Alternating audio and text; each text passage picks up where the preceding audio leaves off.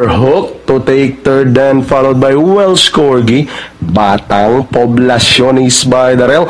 Then comes runner number 7, and that's Bourbon Street as they race towards the half mile pole.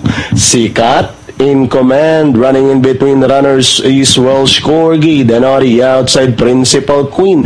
Power Hook racing in port, moving up by the rail is Batang Poblacion as they rounded the 600 and working towards the 450 with Sikat. Batang Poblacion about to throw the challenge on the outside. Sarate on Sikat, now trying to make the moves, then on the outside Batang Poblacion with RB Poblacion. And down the stretch they go with Sikat. Batang Poblacion on the outside with Sikat still leading the field. Back to a length and a half lead. Batang Poblacion with RB Poblacion with 50 meters to race. Jeffrey Tagulao Zarate on Sikat.